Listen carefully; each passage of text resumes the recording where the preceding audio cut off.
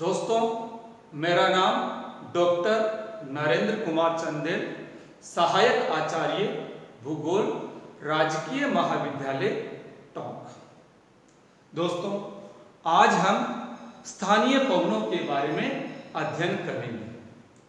दोस्तों, जैसा कि आपको जानकारी है कि इससे पूर्व के कालांश में हमने अस्थायी सामयिक पवन तथा उसके उपवर्गों के बारे में, उसके उप प्रकारों के बारे में अध्ययन किया था।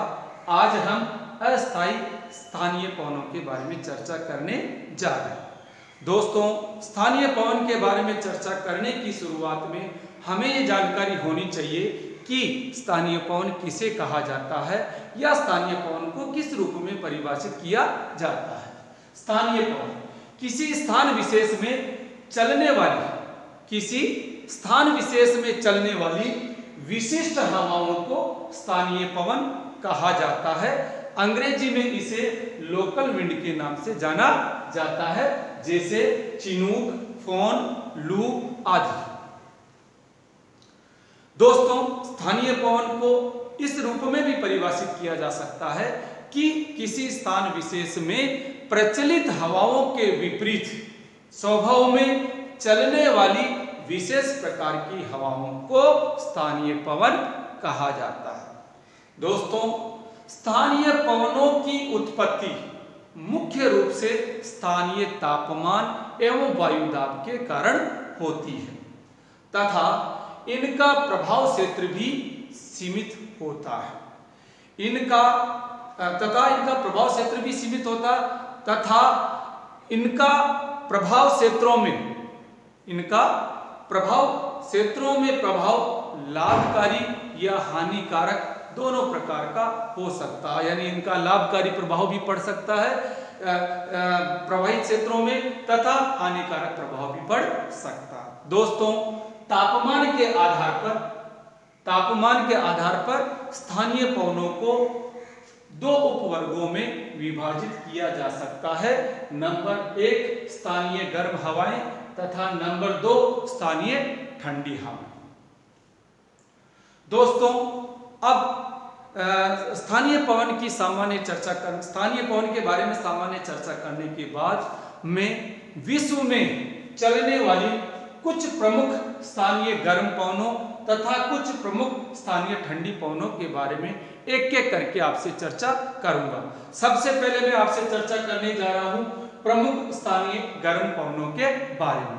इसमें सबसे पहले मैं आपसे चर्चा करूंगा चिनूक पवन के बारे में। चिनूक पवन के बारे में पर्वतीय ढालों के सहारे चलने वाली गर्म शुष्क पवनों को संयुक्त राज्य अमेरिका तथा कनाडा में चिनूक कहा जाता है। दोस्तों, जब ये गर्म एवं शुष्क स्थानीय पवनें रॉकी पर्वत के पूर्वी ढाल के आधार क्षेत्रों में पहुंचती है, के आधार वाले भाग पर पहुंचती है, तो वहां इसे चिनूक के नाम से संबोधित किया जाता है या चिनूक के नाम से जाना जाता है। चिनूक शब्द का अर्थ हिमभक्षी अथवा स्नो ईटर होता है। चिनूक शब्द का अर्थ हिमभक्षी अथवा स्नो ईटर होता है। दोस्तों, यह पवन रॉकी पर्वत के पूर्वी भाग के चरागाहों को, रॉकी पर्वत के पूर्वी भाग में स्थित चरागाहों को हिम के प्रभाव से मुक्त रखती है या मुक्त कराती है।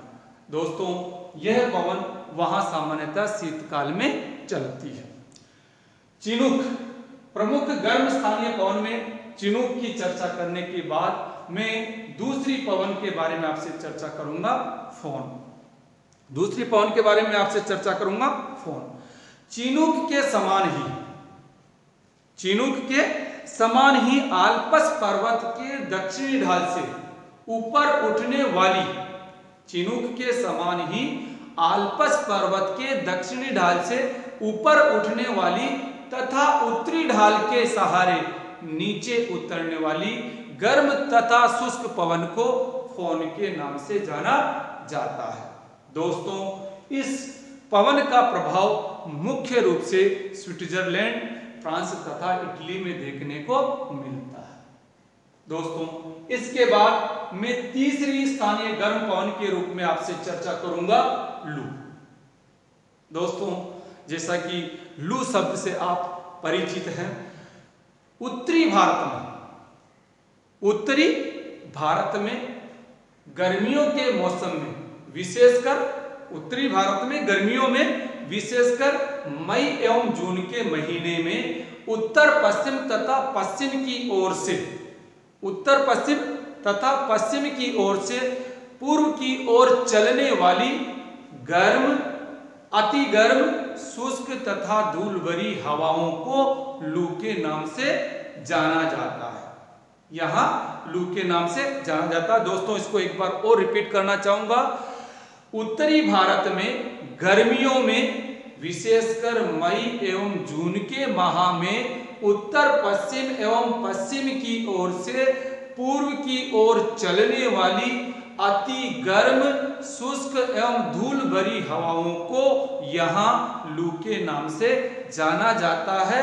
दोस्तों, इसे ताप लहरी भी कहा जा सकता है। दोस्तों, लू के बाद मैं आपसे चर्चा करने जा रहा हूं गर्म स्थानीय पवन के रूप में सिरक्को पवन। सिरक्को पवन यह चौथे नंबर पे मैं आपसे चर्चा कर रहा हूं सिरक्को स्थानीय गर्म पवन के बारे में। यह गर्म, शुष्क तथा रेतीली हवा होती है। सिरक्को के बारे में चर्चा कर रहा हूं। यह गर्म, शुष्क तथा रेतीली हवा होती है। यह सहारा मरुस्थल से उत्तर की ओर, यह सहारा मरुस्थल से उत्तर दिशा में या उत्तर की ओर भूमध्य सागर को पार करते हुए इटली तथा स्पेन में प्रविष्ट होती है। इटली तथा स्पेन में प्रविष्ट होती है। इस सिरक्को पवन को आसपास के देशों में अलग अलग नाम से जाना जाता है। दोस्तों, इस सिरक्को पवन को आसपास के देशों में अलग अलग नाम से जाना जाता है। जैसे इसको मिस्र में खमसिन के नाम से जाना जाता है। इसी प्रकार इसको लीबिया में गिबली के नाम से जाना जाता है। ट्यूनिशिया में चिली के नाम से जाना जाता है। ट्यूनिशिया में चिली के नाम से जाना जाता है। स्पेन में इसे लेवेज के नाम से जाना जाता है तथा मडीरा एवं कनारी द्वीपों में इसे लेस्ट के नाम से जाना जाता है। यानी इसी सिरक्को पवन को आसपास के देशों में अलग अलग नाम से संबोधित किया जाता है, अलग अलग नाम से जाना जाता है। दोस्तों, सिरक्को पवन के बारे में अगले बिंदु के रूप में मैं आपसे चर्चा करने जा रहा हूं कि सिरक्को हवा के साथ लाल बालू के कणों की अधिकता होती है। सिरक्को हवा के साथ लाल रेत या बालू के कणों की अधिकता होती है जब यह पवन भूमध्य सागर के ऊपर से गुजरती है तो नमी धारण कर लेती है तथा इसके कारण जब इटली में वर्षा होती है, जब इटली में वर्षा होती है तो लाल बालू के कणों के कारण वर्षा की बूंदों का रंग लाल हो जाता है, जिसे वहां रक्त वर्षा या ब्लड रेन के नाम से जाना जाता है। दोस्तों, इस हवा के साथ चलने वाले लाल बालू के कणों के कारण, इस हवा के साथ चलने वाले लाल बालू के कणों के कारण इटली में जब वर्षा होती है तो वर्षा की बूंदों का रंग लाल हो जाता है, इसलिए वहां उसे रक्त की वर्षा या ब्लड रेन के नाम से जाना जाता है। दोस्तों, अगली स्थानीय गर्म पवन के रूप में मैं आपसे चर्चा करने जा रहा हूं हरमट्टान। दोस्तों, अगली स्थानीय गर्म पवन के रूप में मैं आपसे चर्चा करने जा रहा हूं हरमट्टान के बारे में। सहारा मरुस्थल के पूर्वी भाग में, सहारा मरुस्थल के पूर्वी भाग में उत्तर पूर्व तथा पूर्व की ओर से दक्षिण पश्चिम दिशा में चलने वाली गर्म शुष्क तथा रेतीली पवन को हरमट्टान के नाम से जाना जाता है। दोस्तों इस बिंदु को मैं पुनः रिपीट कर रहा हूं। सारा मरुस्थल के पूर्वी भाग में पूर्वी तथा उत्तरी पूर्वी तथा पूर्वी दिशा से दक्षिण पश्चिम दिशा में चलने वाली गर्म शुष्क तथा रेतीली पवन को हरमट्टान के नाम से जाना जाता है। हरमट्टान की उष्णता एवं शुष्कता के कारण वायुमंडल की आर्द्रता नष्ट हो जाती है। हरमट्टान की उष्णता एवं शुष्कता के कारण वायुमंडल की आर्द्रता नष्ट हो जाती है। दोस्तों इसी प्रभाव के कारण गिनी तट के क्षेत्रों में इसे डॉक्टर हवा के नाम से भी जाना जाता है। दोस्तों प्रमुख 5 स्थानीय गर्म पवनों के रूप में मैंने आपसे चर्चा की है। चिनूक, फोन, लू, सिरक्को तथा हरमट्टान। कुछ अन्य प्रमुख स्थानीय पवनों के बारे में मैं आपसे चर्चा करने जा रहा हूं। कुछ अन्य प्रमुख गर्म स्थानीय पवनों के बारे में। ऑस्ट्रेलिया के मरुस्थलीय क्षेत्रों में विशेषकर विक्टोरिया प्रांत में चलने वाली गर्म शुष्क हवा को ऑस्ट्रेलिया के मरुस्थलीय क्षेत्रों में विशेषकर विक्टोरिया प्रांत में चलने वाली उष्ण एवं शुष्क रेतीली पवन को वहां ब्रिक फील्डर के नाम से जाना जाता है। इसी प्रकार उत्तरी अमेरिका के विशाल मैदानी क्षेत्रों में चलने वाली गर्म शुष्क एवं रेतीली वायु को वहां ब्लैक रोलर के नाम से जाना जाता है। इसी प्रकार उत्तरी अमेरिका के विशाल मैदानी क्षेत्रों में चलने वाली गर्म शुष्क तथा धूल भरी हवाओं को वहां ब्लैक रोलर के नाम से जाना जाता है। इसी प्रकार अमेरिका के कैलिफोर्निया में सांता आना घाटी से कैलिफोर्निया के तटवर्ती क्षेत्रों की ओर कैलिफोर्निया में सांता आना घाटी से कैलिफोर्निया के तटवर्ती क्षेत्रों की ओर चलने वाली उष्ण शुष्क रेतीली पवन को सांता आना के नाम से जाना जाता है। दोस्तों सांता आना की तरह ही अगले बिंदु के रूप में मैं आपसे चर्चा कर रहा हूं। सांता आना की तरह ही जापान में चलने वाली उष्ण शुष्क हवाओं को योमा के नाम से जाना जाता है। दोस्तों अगले बिंदु के रूप में मैं फिर आपसे चर्चा कर रहा हूं कि सांता आना की तरह ही अर्जेंटीना में चलने वाली उष्ण शुष्क हवा को वहां जोंडा के नाम से जाना जाता है। इस प्रकार दोस्तों मैंने आपसे विश्व की प्रमुख स्थानीय गर्म पवन जिसमें chinook, foehn, loo, sirocco, harmattan, black roller, brickfielder, Santa Ana, yoma तथा जोंडा आदि पवनों की चर्चा की है। दोस्तों अब अगले बिंदु में मैं आपसे चर्चा करने जा रहा हूं विश्व की प्रमुख स्थानीय ठंडी पवनों के बारे में। विश्व की स्थानीय ठंडी पवनों के रूप में हम सबसे पहले चर्चा करेंगे मिस्ट्रल पवन के बारे में। यह पवन फ्रांस में, मिस्ट्रल के बारे में आपसे चर्चा कर रहा हूं। यह फ्रांस में आल्प्स पर्वत से भूमध्य सागर की ओर चलने वाली अत्यधिक ठंडी, शुष्क तथा प्रचंड हवा है। दोबारा रिपीट कर रहा हूं दोस्तों इस बिंदु को। यह फ्रांस में आल्प्स पर्वत से भूमध्य सागर की ओर चलने वाली हवा है। यह हवा अत्यधिक ठंडी, शुष्क तथा तीव्र वेग या प्रचंड वेग वाली होती है।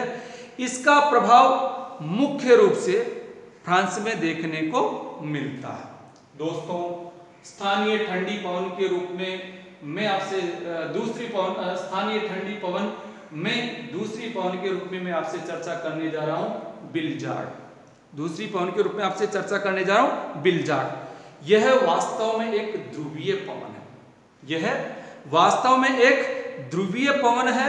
यह ध्रुवीय पवन है। यह अत्यधिक ठंडी तथा हिमकणों से युक्त होती है। यह अत्यधिक ठंडी तथा हिमकणों से युक्त होती है। यह अत्यधिक ठंडी तथा हिमकणों से युक्त होती है तथा इस पवन का प्रभाव मुख्य रूप से ध्रुवीय क्षेत्रों, साइबेरिया, संयुक्त राज्य अमेरिका तथा कनाडा में देखने को मिलता है। ये मुख्य रूप से यह पवन ध्रुवीय क्षेत्रों, साइबेरिया, कनाडा तथा संयुक्त राज्य अमेरिका में प्रवाहित होती है। तीसरी स्थानीय ठंडी पवन के रूप में मैं आपसे चर्चा करने जा रहा हूं दोस्तों। तीसरी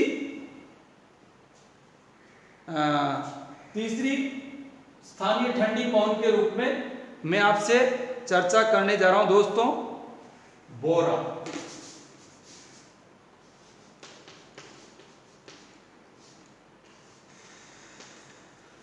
तीसरी स्थानीय ठंडी पवन के रूप में मैं आपसे चर्चा करने जा रहा हूं बोरा के बारे में। मिस्टल के समान ही बोरा भी एक ठंडी तथा शुष्क पवन है। मिस्टल के समान ही बोरा भी एक अत्यधिक ठंडी तथा शुष्क स्थानीय पवन है। ये जो कि एड्रियाटिक सागर के पूर्वी किनारे पर प्रवाहित होती है या चलती है। जो कि एड्रियाटिक सागर के पूर्वी किनारे पर चलती है या प्रवाहित होती है तथा इसका सर्वाधिक प्रभाव इटली में देखने को मिलता है। दोस्तों, अगली स्थानीय ठंडी पवन के रूप में मैं आपसे चर्चा करने जा रहा हूं पेम्पेरो। अगली स्थानीय ठंडी पवन के रूप में मैं आपसे चर्चा करने जा रहा हूं पेम्पेरो। यह पवन अर्जेंटीना तथा उरुग्वे के पंपास क्षेत्रों में, यह पवन अर्जेंटीना तथा उरुग्वे के पंपास क्षेत्रों में चलने वाली अत्यधिक ठंडी तथा शुष्क पवन है। दोस्तों, अगली स्थानीय ठंडी पवन के रूप में मैं आपसे चर्चा करने जा रहा हूं बुरान। दोस्तों, अगली स्थानीय ठंडी पवन के रूप में मैं आपसे चर्चा करने जा रहा हूं बुरान। रूस एवं मध्यवर्ती एशिया में प्रवाहित होने वाली उत्तरी पूर्वी स्थानीय पवन को बुरान कहा जाता है। दोस्तों, इस बिंदु को मैं पुनः आपसे रिपीट कर रहा हूं। रूस एवं मध्यवर्ती एशिया में प्रवाहित होने वाली उत्तरी पूर्वी स्थानीय पवनों को बुरान कहा जाता है। यह अत्यधिक ठंडी तथा हिमकणों से युक्त होती है। शीतकाल में हिमकणों से